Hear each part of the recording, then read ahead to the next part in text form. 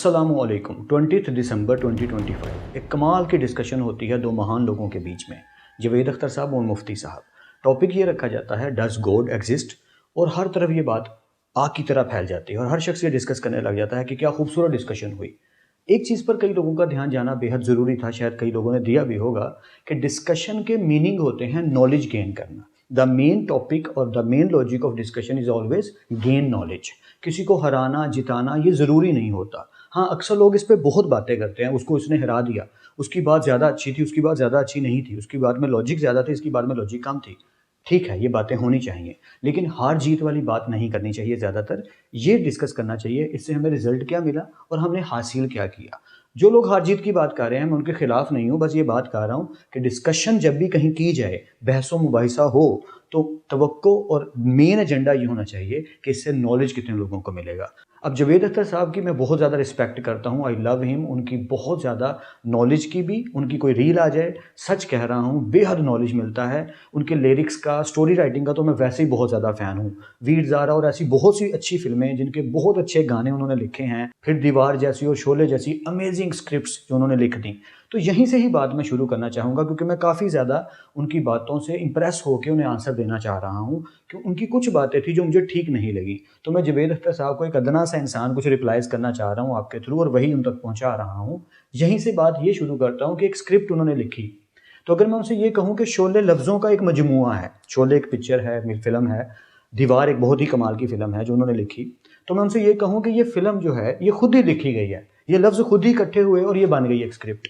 तो वो कहेंगे नहीं नहीं, मैंने काफ़ी सोच विचार किया, अपने दोस्त सलीम भाई के साथ बैठा, सलीम जवेद ने मिलकर ये पूरी की पूरी स्क्रिप्ट लिखी, तब जाकर हम इस कहानी को एक आकार दे पाए, एक शक्ल दे पाए, काफ़ी दिन और रातों की मेहनत के बाद।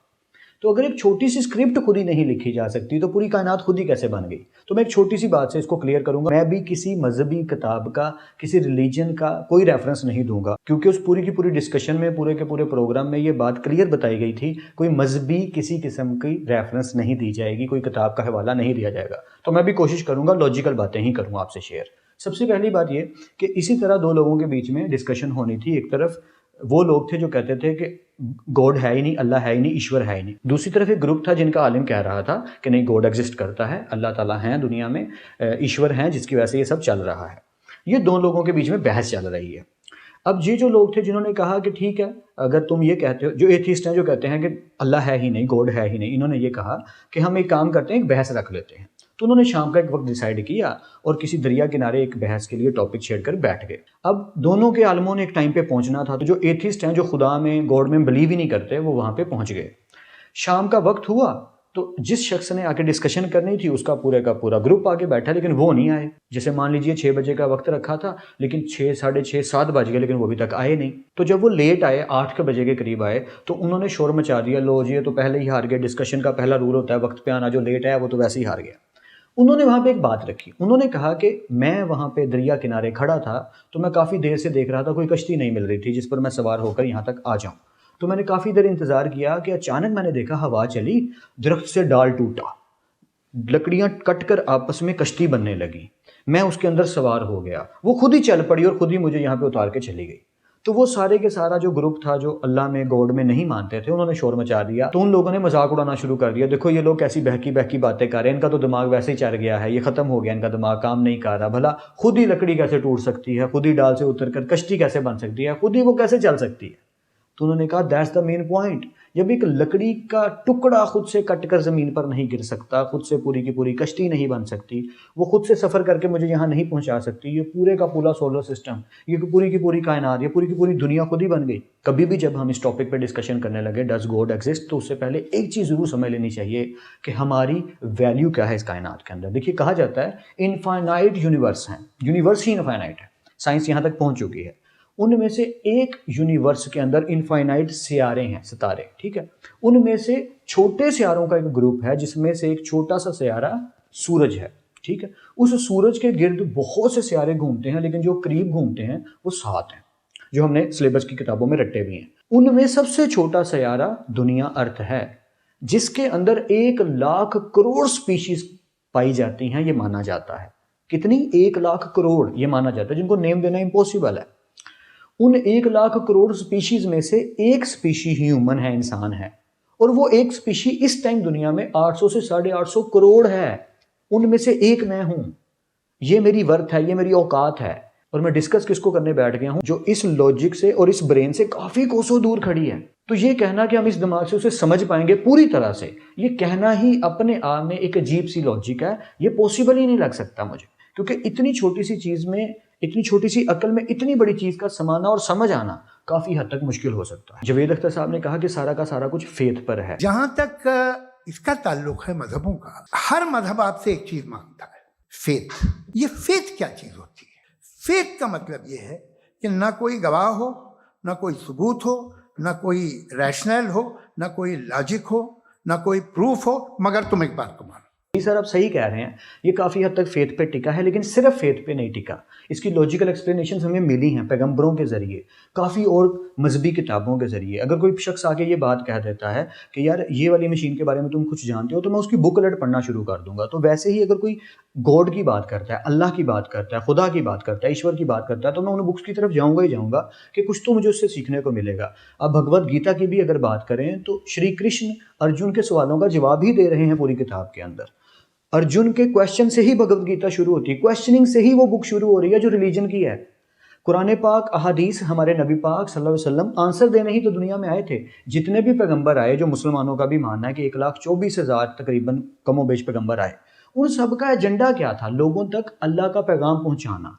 दे came here to tell us what we don't know. तो वो यही तो करने आए थे कि लॉजिक को मिलाने आए थे फेथ के साथ। फेथ अलग से सिंपली कोई चीज नहीं है, लॉजिक के साथ मिलकर फेथ एक पावरफुल चीज बना है। सिर्फ फेथ कुछ नहीं होता, उसके पीछे लॉजिक होती है। अगर कोई शख्स कह दे कि आग पे मेरा फेथ है, मैं इसे छूंगा तो ये मुझे जलाएगी, तो कहीं ना कहीं उसने किसी को जलते देखा है या पक्का पता है कि हाँ यार इसकी हीट है, ये लॉजिकल एक्सप्लेनेशन दे रहा है। वैसे ही कुदरत की बहुत सी निशानियां उसके सिग्नल दे रही हैं, देखने वालों की निगाह ही तय करेगी। एक बड़ी खूबसूरत सी लाइन है, the beauty lies in the eyes of beholder. देखने वाले की निगाह ही तय करती है खूबसूरती को, वरना देखने वाले को एक काले से पत्थर में शिव दिखता है और एक पत्थर भी खाली हो सकता है उसके लिए। उस पत्थर को देख के कहेगा ये खुद ईश्वर है हमारा, और दूसरा शख्स कहेगा नहीं ये सिर्फ पत्थर है।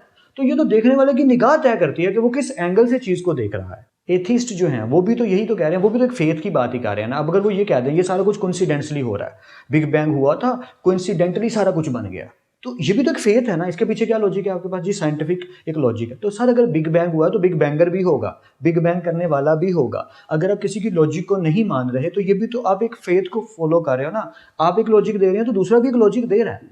आपकी लॉजिक को अगर आगे से कोई लॉजिक कंडेम्ड कर देती है तो आपका एक्सेप्ट करना भी तो उतना ही अच्छा बन सकता है ना इस बात को। हर लॉजिक के पीछे एक लॉजिक होती है, हर नॉलेज के पीछे एक नॉलेज होता है।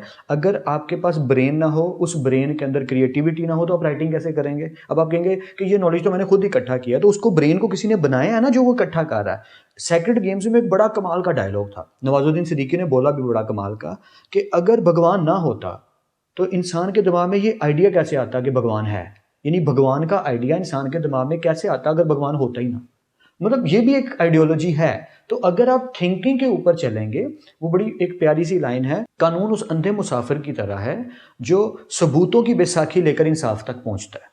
तो ह्यूमन भी वही हैं जो अपने ब्रेन को यूज करें, यानी थिंकिंग को यूज करें, जिसमें जावेद अख्तर साहब मैं आपका फैन हूं। You are a true thinker. आप बहुत ही कमाल के थिंकर हैं, बहुत समझ रखते हैं। आप चीज़ों को टटोल के निचोड़ के निकाल लेते हैं, वो बातें जो आम इंसान नहीं देख पाता। It's a very good thing, that's why we are a fan of yours. तो आप जब किसी भी चीज़ को देखें, थिंक करें, समझें, तो दूसरे की लॉजिक को भी थोड़ा सा चिथें, समझने की कोशिश करें कि वो बात कहाँ से आ रही है। एक बात बड़ी इंपॉर्टेंट है कि अगर मैं यहाँ 6 लिख दूँ तो आपको क्या दिखाई देगा? आपको 9 दिखेगा। तो अगर मैं कह रहा हूँ कि ये 6 है तो आपको एक दफ़ा तो इधर आना पड़ेगा ये समझने के लिए कि ये 6 है, और मैं उधर आने को तैयार हूँ, ये समझने को तैयार हूँ कि ये 9 है। आपके अकॉर्डिंग वो 9 ही है, लेकिन अगर आप एक दफ़ा इधर आके देखें तो आपको 6 दिखेगा। अगर ये यूनिवर्स है तो उसको बनाने वाला कोई है। अगर एक पेंटिंग है तो उसको पेंटिंग को बनाने वाला कोई पेंटर मौजूद है। अगर एक राइटिंग है तो उसका राइटर मौजूद है। ठीक वैसे ही कोई भी डिजाइनिंग है, डिजाइन हुई है बिल्डिंग, तो उसका डिजाइनर मौजूद होगा। तो ये पूरी कायनात, जिसको ब्रह्मांड भी कहा जाता है, यूनिवर्स भी कहा जाता है, इसको बनाने वाला कोई है ही नहीं। It's entirely not possible. Logic इस बात को मानती ही नहीं, एक टेबल खुद नहीं बन सकती यार।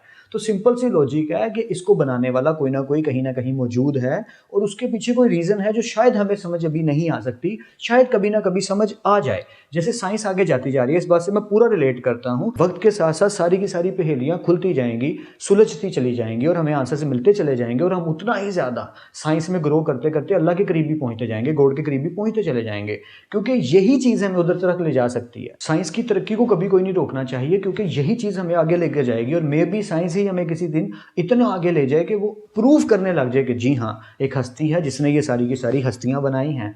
फिर मुफ्ती साहब ने एक बात की कंटिजेंसी की, जिसके ऊपर अक्सर लोगों का काफ़ी ज़्यादा बिहेव आया, कमेंट्स आए, काफ़ी डिफरेंट एक्सप्लेनेशंस आई और डिफरेंट किस्म के रिस्पॉन्स आए। बड़ी सादी सी बात है, contingency is a combination of two words, contingent and necessary. Contingent का मतलब होता है एक ऐसी चीज़ जो किसी पे डिपेंड करती है। जैसे प्लांट है, अगर आप एक पौधा उगाते हैं तो उसको खाद चाहिए, सॉइल, मिट्टी चाहिए, पानी चाहिए, सूरज की किरणें चाहिए, ताकत, ये सारी चीज़ों पे वो डिपेंड करता है। अगर आप इनमें से एक दो चीज़ें कम कर देंगे तो वो उग नहीं पाएगा, वो डिपेंडेंट है। एक छोटा सा बच्चा जो अपना नाम नहीं ले सकता, जिसे चलना नहीं आता, बोलना नहीं आता, खाना नहीं आता, कुछ नहीं करना आता, वो छोटा सा बच्चा डिपेंडेंट है बाकी सब पे। इसलिए बच्चे कहते हैं हमें उठा लो, हमें ले जाओ, ये करो वो। So that contingent means when something depends on something. Necessary या नेसेसिटी साइंटिस्ट उसको मानते हैं जो किसी चीज़ पे डिपेंड नहीं करता। जैसे सूरज है, वो किसी पे डिपेंड नहीं करता, वो अपना एक सर्कल में, सिस्टम में चल रहा है, एक्यूरेटली चल रहा है, कभी ऊपर नीचे कुछ नहीं होता, सीक्वेंस में चल रहा है। आपको हैरानगी होगी सुन के कि ग्रेविटी अगर हल्की सी ज़्यादा बढ़ जाए, हल्की सी बढ़ जाए तो ब्लैक होल सबको खींच के ख़त्म कर देगा, और अगर कम हो जाए तो उससे सारा सोलर सिस्टम ही ख़राब हो जाएगा। ये सारा कॉस्मोस का निज़ाम एक प्रॉपर मैथमेटिकली इक्विलेट करके चल रहा है। इसमें हल्की सी हेर फेर पूरे कायनात के निज़ाम को हिला के रख सकती है। ये मैं नहीं कह रहा, ये कॉस्मोस के, यूनिवर्स के जितने अच्छे साइंटिस्ट हैं, ये उनकी स्टेटमेंट्स हैं। तो कंटिजेंसी का मतलब है एक ऐसी चीज़ जो दूसरे पर डिपेंड करती है और एक ऐसी चीज़ जो किसी पर डिपेंड नहीं करती। इन दोनों को मिला दें तो गॉड ने जो दुनिया बनाई है, ये उसकी डेफिनेशन बन जाती है कि दुनिया को अल्लाह ने ऐसा बनाया है कि इसमें वो एलिमेंट्स हैं जो किसी पे डिपेंड नहीं करते, और वो भी एलिमेंट्स हैं जो हर चीज़ पे डिपेंड करते हैं, क्योंकि यूनिवर्स जो है वो किसी ना किसी पे डिपेंड करता है, क्योंकि किसी ने इसको बनाया है। ये खुद ब खुद नहीं चल रहा। हमारी फ़िक्र हज़रत इब्राहीम अलैहिस्सलाम से जाके भी रिलेट कर सकती है। हज़रत इब्राहीम अलैहिस्सलाम का बहुत ही खूबसूरत सा वाक़या है कि उनके फादर ने ऐसे ही कहा कि ये बुत पड़े हैं, इनकी पूजा हम करते हैं, तुम इनका ख्याल रखना। वो गए, जब वापस लौट कर आए तो उन्होंने क्या देखा कि सारे के सारे बुत तोड़ दिए हैं और एक के कंधे पे कुल्हाड़ा पड़ा हुआ है। तो हज़रत इब्राहीम अलैहिस्सलाम को उन्होंने आगे जगाया कि बेटा ये क्या हरकत की है तुमने, वगैरह वगैरह, मार दिया जाएगा वगैरह वगैरह। तो उन्होंने कहा इस बुत से पूछो जिसके कंधे पे कुल्हाड़ा पड़ा है, मैंने थोड़ी कुछ किया, इसने किया। कहते इससे कैसे पूछें, ये थोड़ी जवाब देगा। तो उसने कहा जो जवाब नहीं दे सकता तुम उसे पूजा करने में लगे हो। तो पॉइंट उनका क्या था कि ये चीज़ें आंसर नहीं दे सकती, तो जो आंसर दे सकता है उससे हम क्वेश्चन नहीं कर सकते, क्योंकि वो बियॉन्ड एक्सपेक्टेशन है। मैं इसलिए कुरान पाक का हवाला नहीं कोई देना चाह रहा, या हदीस का नहीं देना चाह रहा, या भगवत गीता से कोई बात नहीं करना चाह रहा, या क्रिश्चियनिटी की बुक बाइबल से कोई बात नहीं करना चाह रहा, क्योंकि फिर वही बात आ जाएगी। वरना सूरतुल अंबिया आयत नंबर 23 में क्लियर लिखा है, उससे कोई कुछ नहीं पूछ सकता। हाँ, वो जिसे चाहे जो चाहे पूछे। फिर एक और बात की गई वहाँ पर कि अगर कहीं किसी पे जुल्म हो रहा है तो उसका रिजल्ट क्या, उसका रिस्पॉन्स क्या। देखिए, दो तरह के इस टाइम लोग हैं दुनिया के अंदर, एथिस्ट, नॉन बिलीवर्स और बिलीवर्स, जो ईश्वर अल्लाह गॉड को मानते हैं, और एक जो नहीं मानते। जो नहीं मानते, अगर मैं उनसे ये बात करूं कि कहीं कोई जुल्म हो रहा है, कोई ज्यादती हो रही है, तो उसका रिस्पॉन्स क्या है, उसके रिजल्ट में आप उन्हें क्या ऑफर दे रहे हो।